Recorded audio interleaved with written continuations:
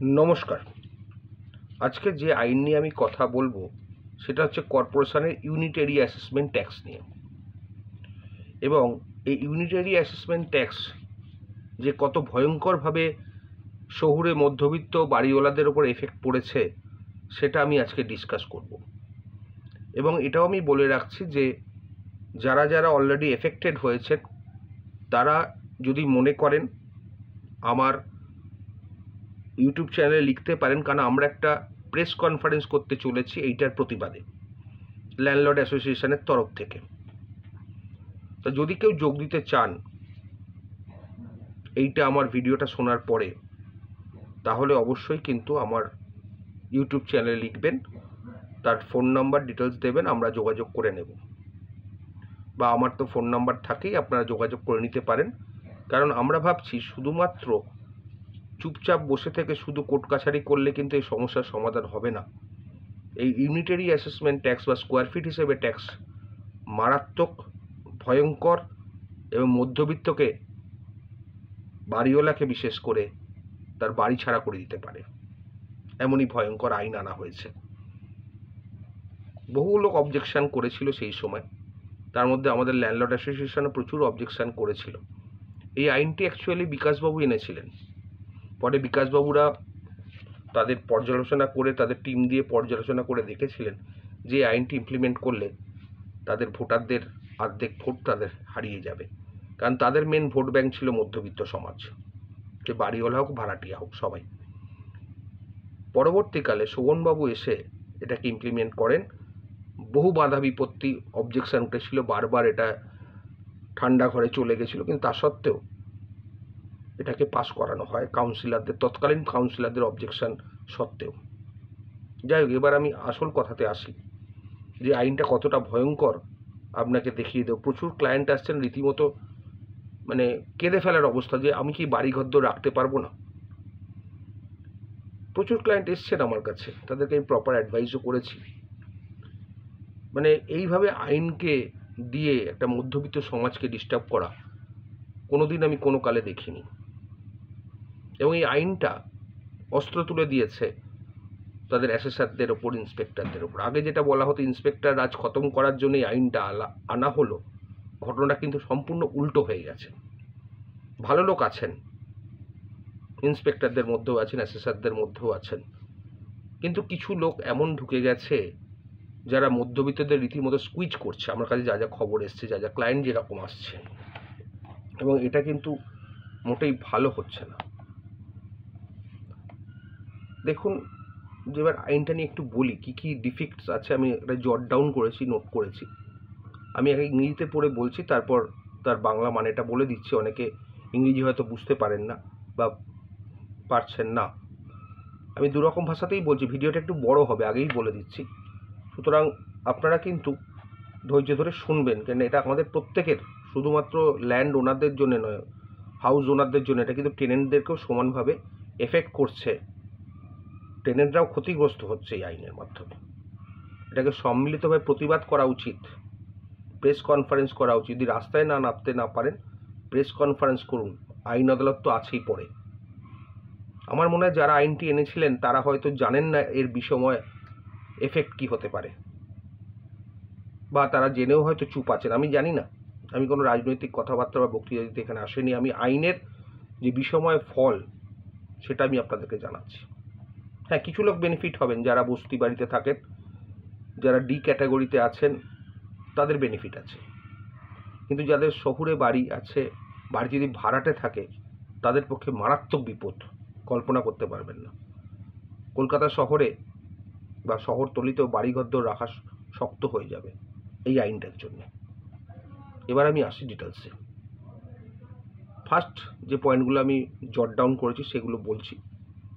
If A property is late out for commercial purpose, tax is calculated on the basis of multiplicative factors based on usage of property and occupancy, where usage factor varies from 2 to 7 and occupancy factor at 4. Technically, the tax is increased by 8 to 28 times. The normal tax without considering the rent. There are cases where rental income is less than the tax amount making it a loss for the property owners. তার মানে ধরুন যার পুরনো বাড়ি আছে, পুরনো ভাড়াটে আছে, মান্ধাতা আমলের ভাড়া বাড়েনি, বা বছরে 3 বছরে 5% বা 5 বছরে 10% করে বেড়েছে, কর্পোরেশন বলছে তুমি কি করছো জানি না, তুমি কাকে ভাড়া বসিস সেটাও আমরা দেখতে যাব না, আমার এই এরিয়ায় এই স্কোয়ার ফিট ট্যাক্স আছে, যেমন বড় বাজারে 76 টাকা, তারপরে এ ক্যাটাগরিতে 76, বি ক্যাটাগরিতে আরেকটু কম, সি ক্যাটাগরি এরকম ধাপে ধাপে এসছে। কর্পোরেশনের যে ইন্সপেক্টর বা অ্যাসেসর বলছেন আমরাও সব জানি না, আপনার বাড়িতে কাকে ভাড়া বসিয়েছেন না বসে আমরা জানি না, এই স্কোয়ার ফিট হিসেবে tax you have to pay. এবং পেমেন্টটা কবে থেকে করতে বলছেন?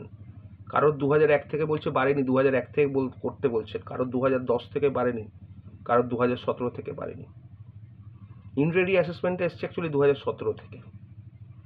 এবার তার আগে কর্পোরেশন নিজেরাই 15% করে বাড়িয়ে গেছে 5 বছর অন্তর বা 10 বছর অন্তর, 20%, কখনো 15%, কখনো 20%। এখন সেগুলো ইগনোর করেছে, বলে না না ও যা হওয়ার হয়ে গেছে।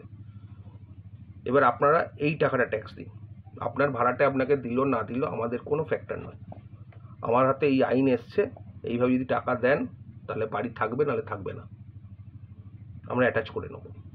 এই ধরনের কথাবার্তা আমার ক্লায়েন্টদের শুনতে হচ্ছে। মানে ভার্চুয়ালি তারা খুব ভেঙে পড়েছেন, অসহায়। যাদের ধরুন প্রচুর টাকা আছে তাদের চিন্তা নেই, সবাইকার তো টাকা থাকে না প্রচুর পরিমাণে কাউকে স্যাটিসফাই করার, তারা বিপদে পড়ে গেছে। মানে এখানে যেটা শুনলেন, যেমন ধরুন পুরনো বাড়িতে 500 টাকা ভাড়া, 1000 স্কোয়ার ফিট জায়গায় টেনেন্ট বসে আছেন, 3 বছর অন্তর 5% বা 10% বাড়িয়ে গেছেন বা বাড়াননি, সেখানে কর্পোরেশনের তার ট্যাক্স ধরে নিচ্ছে প্রায় 5 থেকে 7,000 টাকা এরিয়া ভিত্তিতে। মানে কর্পোরেশন বলছে আপনি ভাড়া আপনার ব্যাপারও, আমি মাথায় দেবো না। হ্যাঁ, কারা লাভবান হচ্ছেন? যারা বর্তমানে ভাড়া বসাচ্ছেন 25,000, 30,000, 40,000, 50,000 টাকা ভাড়া, নতুন ভাড়াটে বসাচ্ছেন কন্ট্রাক্ট বেসিসে, তাদের লাভ আছে। কিন্তু কলকাতা শহর তো শুধু বড়লোকদের জন্য নয়, মধ্যবিত্তের জন্য তো শহর। কলকাতাকে আমরা তিলোত্তমা বলি মধ্যবিত্তদের জন্য, বড়লোক তো আছেই, থাকবেই। এখানে বড়লোকরা ট্যাক্স দেন না সাধারণত, আমি কাউকে অসম্মান করার জন্য বলছি না, ট্যাক্সের লোক তাদের বাড়িতে যায় ট্যাক্স আদায়ের জন্য, কতটা আদায় হয় আমরাও জানি, কিভাবে আদায় হয় সেটাও আমরা জানি। বড় বড় মাল্টিপ্লেক্স, বড় বড় কমার্শিয়াল প্রপার্টি ট্যাক্স আদায় হয় না, পড়ে থাকে। অথচ সাধারণ মধ্যবিত্ত যারা ট্যাক্স দিতে চায় তাদের ওপরে খাড়ার ঘা দেওয়া হয় এই আইনের মাধ্যমে। কারণ আমরা প্রতিবাদ করতে যাই না, প্রতিবাদ করতে ভুলে গেছি। এর পরের বার দেখুন, আর একটা পয়েন্ট করেছিলাম, multiplicative factors for office is fixed at 5. So even if an owner runs a small office, then the tax is increased by 5 times without considering the income from office. If the property is let out to any person for office purpose, then the tax is increased by 20 times, usage 5 and occupancy 4. মানে বুঝতে পারছেন, আপনি যদি আপনার বাড়িতে একটা ছোট অফিসও চালান তাহলেও তার ট্যাক্স 7 থেকে 8 গুণ বেড়ে যাচ্ছে, 5 টাইমস বাড়ছে। আর যদি ভাড়া দেন, সেই ভাড়াটা যদি অফিস পারপাস ইউজ করে 20 টাইমস বেড়ে যাচ্ছে, 20 টাইমস। বুঝতে পারছেন আইনটা কিভাবে পাস হয়েছে? বহু প্রতিবাদ করার পরেও এই আইনটা পাস হলো, জোর করে মধ্যবিত্তকে কলকাতা ছাড়া করার জন্য। মানে আপনার বাড়িতে আপনি অফিস করলে সেটা বেড়ে যাচ্ছে 5 টাইমস ট্যাক্স, আর যদি ভাড়া দেন তিনি অফিস করলে 20 টাইমস। বুঝতে পারছেন, এরকম অবৈজ্ঞানিক কর ব্যবস্থাকে বলা হচ্ছে বৈজ্ঞানিক কর ব্যবস্থা। হ্যাঁ, আপনার যদি প্রচুর পরিমাণে অর্থ থাকে হয়তো দেখলেন ট্যাক্সটা আপনার পক্ষে প্রযোজ্যই নয়। আমি কাউকে ছোট করছি না বা কারোর দিকে আঙুল ওঠাচ্ছি না, কিন্তু এটাই বাস্তব। যেটা চলছে মোটেই ঠিক চলছে না, কলকাতাকে মধ্যবিত্ত ছাড়া করার একটা ষড়যন্ত্র চলছে। আরেকবার দেখুন, all types of usage are not covered under the new system. As such, the department officials are imposing taxes as per their presumptions.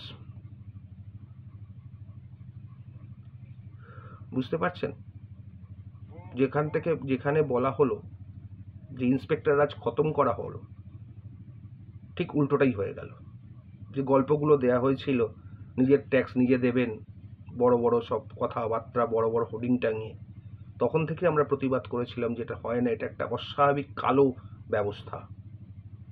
মাননীয় মমতা ব্যানার্জিও একবার বলেছিলেন যে এই ধরনের ট্যাক্স যাতে মধ্যবিত্তের উপর চাপ না পড়ে সেই ব্যবস্থা করা উচিত। তখন আমরা প্রচুর আন্দোলন করেছিলাম, চিঠি লিখেছিলাম, বহু কাগজেও বেরিয়েছে আমাদের ল্যান্ডলর্ড অ্যাসোসিয়েশনের তরফ থেকে।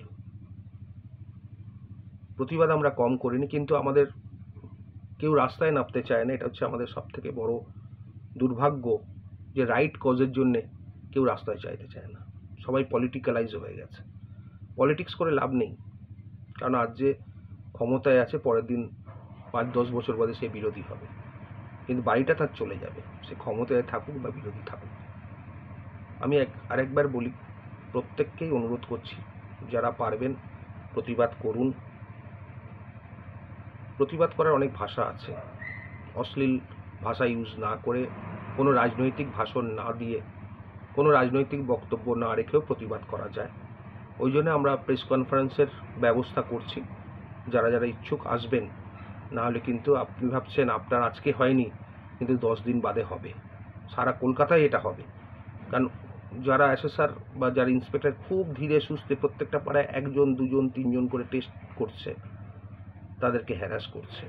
বিশেষ করে বেহালা অঞ্চল থেকে তো প্রচুর কমপ্লেন এসছে আমাদের কাছে, বিভিন্ন জায়গা থেকে, শুধু বেহালা কেন বলবো, বিভিন্ন জায়গা থেকে। অথচ বড় বড় নার্সিংহোমগুলো, স্পেশালিটি, সুপার স্পেশালিটি যে হসপিটাল, নার্সিংহোম, তারা শুধু রিসার্চ সেন্টার নামটা যোগ করে বেশি যাচ্ছে ট্যাক্সের আওতা থেকে।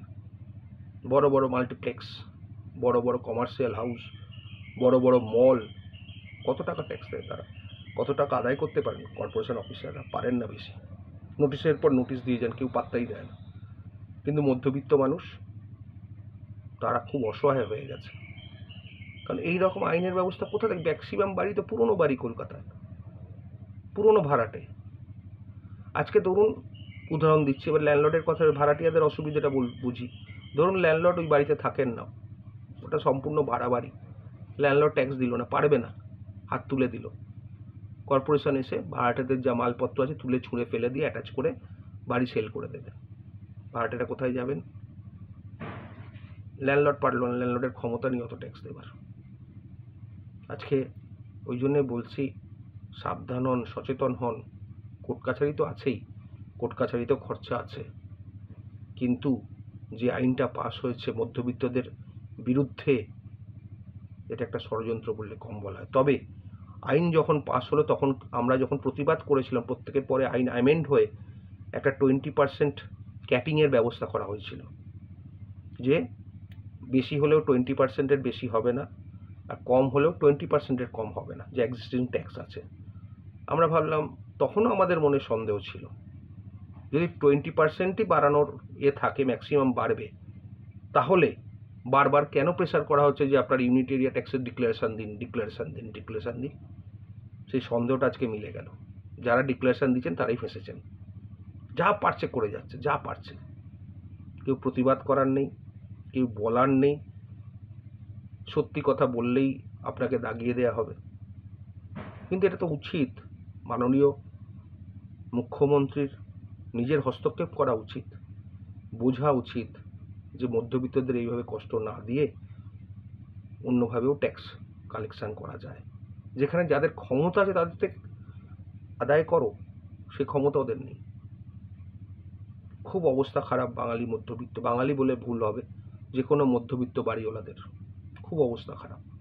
আর এই আইন এসে আরও অবস্থা খারাপ করে। ধরুন কারো একটা বড় বাড়ি আছে, তার পৈতৃক সূত্রে পাওয়া 100 বছর 150 বছর আগেকার বাড়ি, টেনেন্ট আছে ওই বাড়িতে, ওনারাও থাকেন, টেনেন্টও থাকেন। সেই বাড়ির ট্যাক্স কোথায় পৌঁছে যাবেন বুঝতে পারছেন? এরিয়া ভিত্তিতে। আচ্ছা, যারা বস্তিতে থাকে তারা কি বড় বাজারে ঢুকবে না? তাদের কেন? তাহলে বড় বাজারের লোক কি শুধু ওই ট্যাক্স দেবে? তারাও তো বড় বাজারে এই ক্যাটাগরির বেনিফিট পাচ্ছে। বা এই ক্যাটাগরির লোক যখন বস্তির দিকে যায়, তো তার কি ট্যাক্স কমে যাবে? এগুলো একটা পিকিউলিয়ার, এই ক্যাটাগরিজাইজেশনটা অ্যাবসলিউটলি আনহেলদি এবং সায়েন্টিফিক তো নয়ই। স্কুইজ করা হচ্ছে মধ্যবিত্তদের, খুব অবস্থা খারাপ। যারা এফেক্ট হচ্ছে, বিশ্বাস করুন, তারা আসছে আমার চেম্বারে, শুনে খারাপ লাগছে। এইভাবে একটা কালো আইন দিনের পর দিন চলে যাচ্ছে, কেউ কোনো স্টেপ নিচ্ছে না। সবাই সব জানে, কিন্তু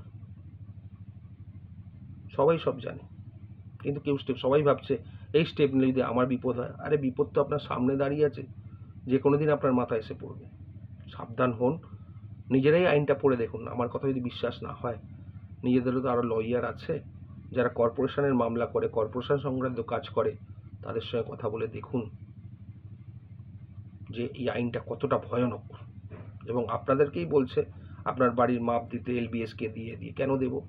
বাড়িটা তো আমরা কিনেছি, আমাদের পয়সা বা আমার পূর্বপুরুষরা কিনেছে। কর্পোরেশন তো বাড়ির জন্য কিছু করে কি? বাড়িতে মেনটেনেন্স ল্যান্ডলর্ডদের করতে হয়, রং চং সবই। কর্পোরেশন তো রাস্তার জল দেয়, সে কিছু দেয় না কর্পোরেশন। ট্যাক্সটা নিলে তো সকলের কাছ থেকে নাও। ফুট তো বড় বড় জায়গার বড় বড় grade A, grade B, grade C গ্রেডের প্রপার্টি তো ফুটপাত দখল করে হকাররা বসে, তাদের কাছে ট্যাক্স নাও। হকাররা তো দোকানদারই বন্ধ করে দিয়েছে, যা অবস্থা কিছু কিছু জায়গা দেখি, নামটা নাই বা করলাম। তো তাদের কাছ থেকে ট্যাক্স নাও না, তাও তো গ্রেড এতে আছে, গ্রেড বিতে আছে। যত চাপ মধ্যবিত্তদের ওপর, তাদের অপরাধ, তাদের বাড়ি আছে কলকাতায় বা কলকাতার পার্শ্ববর্তী অঞ্চলে। আমি আমার এই ভিডিওর মাধ্যমে প্রত্যেককে বলছি, আপনারা আপনাদের কাউন্সিলর বা মাননীয় মুখ্যমন্ত্রীর কাছে দরবার করুন, মাস পিটিশন দিন। আর যে যে আধিকারিকরা এইগুলো করছে সেগুলো আপনারা স্টেপ নিন, নাহলে কিন্তু আপনার বাড়ি রাখতে পারবেন না। অত্যাধিক ট্যাক্সে চালায়। যদি আপনার প্রচুর অর্থ থাকে, হয়তো 5 বছরের জন্যে 6 বছরের জন্য বেঁচে গেলেন, কিন্তু সেই অর্থটা কিন্তু কম নয়। আজকে এই পর্যন্ত। আপনারা সচেতন হন। আবার বলছি, আমরা একটা প্রেস কনফারেন্সের ব্যবস্থা করছি, চেষ্টা করছি। যদি পারেন আসার চেষ্টা করবেন, যোগাযোগ করবেন। ভালো থাকবেন। আশা করি ভিডিওটা একটু বড় হয়ে গেল, আপনারা কিন্তু দেখবেন, শুনবেন, বুঝবেন। নিজেদের বাড়িঘরদের রক্ষা করতে গেলে একটু সচেষ্ট হন। মেয়রকে চিঠি লিখুন, শুধু চিঠি নয়, দেখা করুন, বুঝলেন? মাননীয় মুখ্যমন্ত্রীর সঙ্গেও দেখা করুন। এইগুলো ঠিক হচ্ছে না। আপনাদের পাড়ার যিনি গণ্যমান্য ব্যক্তি আছেন কর্পোরেশনের, বা এমপি এমএলএ আছেন, কাউন্সিলর আছেন, তাদেরকে বোঝান যে এটা মারাত্মক। কারণ আজ যারা কাউন্সিলর আছে কাল তারা থাকবেন না, আজ যারা এমপি আছেন কালকে তারা থাকবেন না। ক্ষমতা চেঞ্জ হয়, কিন্তু আপনার বাড়িটা থাকবে না। ভালো থাকবেন। এই পর্যন্ত বলে রাখলাম। অনেকের অনেক সময় নষ্ট করলাম, নিজেরই খারাপ লাগছে। মানে আজকে যে ক্লায়েন্টগুলো এসছে কর্পোরেশনের এগেনস্টে, সত্যি খারাপ লাগে। তাদের মামলা করার অত ক্ষমতা নেই, তারা যাবে কি? তাদের কি পৈতৃক বাড়ি ভিটে ঘরদোর ছেড়ে দিয়ে চলে যাবে? এই ভিডিওটিকে আরও পৌঁছে দিন। আপনারাও নিজেদের অভিজ্ঞতা দিয়ে ভিডিও করুন, ভিডিও বানান। যদি বাঁচতে চান কিছু করুন, শুধু ঘরে বসে থাকলে কিন্তু হবে না। নমস্কার।